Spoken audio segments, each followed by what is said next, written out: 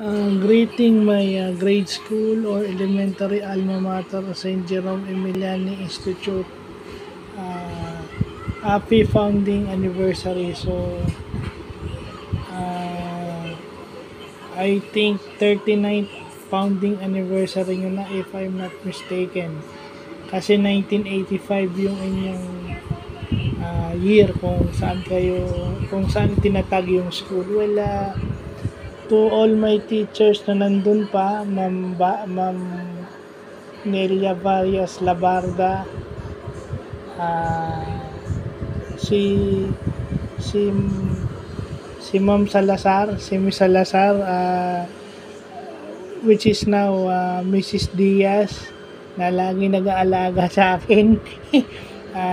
To the Sumascan sisters, to Sister Antonina, Sister Cecilia na nagpapagaling sa province. Sana po okay kayo.